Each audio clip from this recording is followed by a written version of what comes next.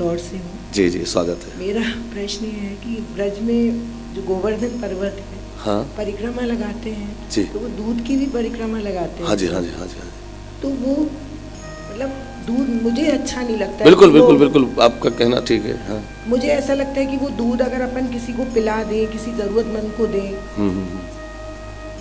तो वो मतलब मैं गलत हूँ कि वो गलत है, मैं समझ नहीं पाती हूँ आज तक ये बात। मुझे खुशी नहीं मिलती है वो दूध चढ़ा के, या तो पर्वत पे भी वो जमीन में बह रहा है, नाली में जा रहा है, पैरों में आ रहा है। प्रश्न बहुत अच्छा है और गंभीर है। मतलब कभी खुशी नहीं मिलती है दूध चढ़ा के, मुझे कभी भी खुशी नहीं होती। जी जी जी, शांति नहीं मिलती है, अफसोस होता है। घर तो हम भी लेते हैं कि सब चढ़ा रहे हैं, चलो हाथ लगाओ हाथ लगाओ, लेकिन वो अच्छा नहीं लगता है अंदर से बिल्कुल। ठीक है, आपके कहने के अनुसार ये हो सकता है कि हम जहाँ 10 किलो दूध चढ़ा रहे हैं वहाँ 100 ग्राम 500 ग्राम चढ़ाकर बाकी का दूध किसी जरूरतमंद की उसको दे दिया जाए तो ज़्यादा अच्छा है। भीख मांग रहे हैं लोग, बच्चे भूखे भूखे घूम रहे हैं और वो दूध हम ऐसे नाली में बह रहा है। जी, प्रश्न अच्छा है। जी, देखिए ऐसा है, सही तो है और सभी इसका समर्थन भी करेंगे और हम भी करेंगे या हमें करना पड़ेगा, लेकिन हम इसके एक दूसरे पक्ष, जो ये पक्ष जो कह रही हैं वो लगभग सभी समझ चुके हैं कि वो दूध या वो वस्तु जो वहाँ डाली जा रही है वो यदि किसी और के यूज में आ जाए तो वो ज़्यादा सार्थक है। इसी तरह की कुछ बातें कुछ दिनों पहले आरंभ हुई थी कि भगवान शंकर पर दूध चढ़ा रहे हैं, वो नाली में बह रहा है, उसको लेकर के एक फिल्म भी दर्शाई गई और भी इस तरह की चर्चाएं आरंभ हुई, जिससे हमारे बच्चों में भी काफ़ी इस तरह की बातें मन में आई, कह रहे ये सब बेकार है। देखिए, आप जो कह रही हैं बात आपकी ठीक है, लेकिन यदि इसी तरह से हम अपनी चीज़ों को कम करते चले जाएंगे तो हमारे आने वाली पीढ़ी पूरी तरह से हमारे धर्म से हट जाएगी।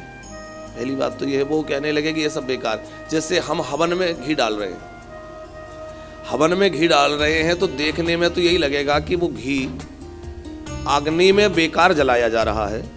उससे अच्छा है कि उस घी को किसी को खिला दिया जाए तो उसको पौष्टिकता मिलेगी, वो फालतू जल रहा है।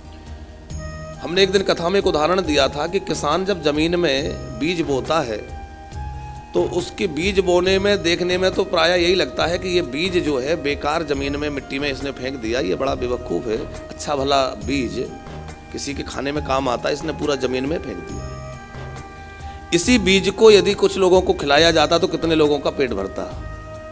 लेकिन यदि वो बीज जमीन में न डाला जाए तो और अन्न उत्पन्न होने की संभावना रहेगी, अन्न तो तभी उपज जाएगा।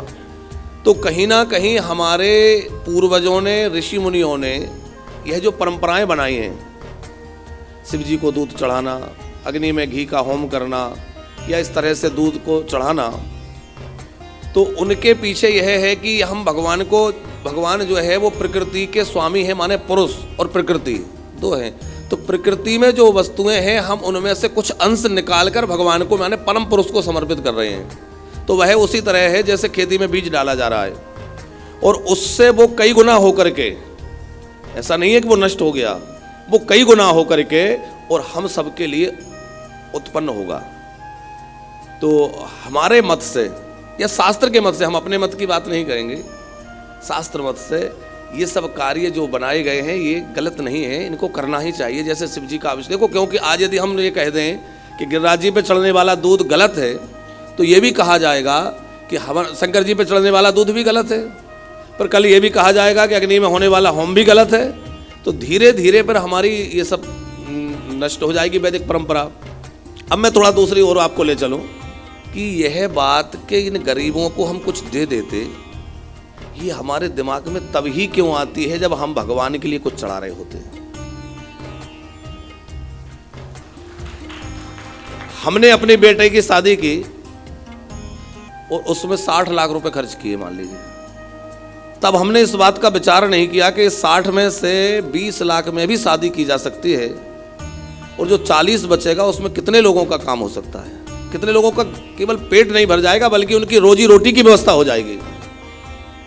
हमने जो आतिशबाजी दिवाली में या किसी शादी में या किसी समारोह में चलाई, वो कितने की, उतने पैसे में हम कितने लोगों को काम कर सकते हैं। इसी तरह से मैंने एक दो बातें कही, इस तरह की बहुत सारी बातें हैं कि हम लोग कितना फैशन और व्यसन में अपव्यय करते हैं। जिन लोगों ने भगवान शंकर पर दूध चढ़ाने का विरोध किया, देखिए मैं केवल आपकी बात नहीं कर रहा हूँ, आप उसको अपने ऊपर मत लीजिएगा, क्योंकि ये वर्तमान समय का एक बहुत बड़ा क्वेश्चन बन चुका है और ये बहुत बड़ी भ्रांति पर बच्चों में आ रही है। हमारी नई पीढ़ी उसको लेकर के वो कह रहे सब बेकार है, और वो फिल्म ने और जो रहा सहा था सब पर पानी फेर दिया। इसका मतलब ये है कि लोग संस्कृति से दूर हो रहे हैं। उन्होंने कहा हमारे सनातन धर्म में तो सब ढोंग है, पाखंड है, ऐसा नहीं है। सब वैज्ञानिक तरीके, हमारे यहाँ जितनी भी चीजें हैं वो सब वैज्ञानिक तर्क पर है। शंकर जी पे दूध चढ़ने का विरोध उन लोगों ने किया जिनके एक दिन होटल में रुकने का खर्चा 5 लाख रुपए है। किसी होटल में जाते हैं, रात रुकते हैं, 5 लाख रुपए खर्च होता है, 10 लाख रुपए खर्च होता है। वो व्यक्ति कह रहा है कि शंकर जी पे दूध क्यों चढ़ाया जा रहा है। अरे भाई, तुम अपने खर्चों में से कटौती करो। शराब पी रहे हो, तमाम क्लब में जाकर के खर्चा कर रहे हो, उसको कटौती करो, वो गरीबों में लगाओ। भगवान शिव जी को चढ़ने वाले दूध पर ही क्यों आपत्ति है? ठीक है कि नहीं? यदि आप लोग इस बात के समर्थन में है तो एक बार ताली बजाएं कि हाँ ये बात सही है।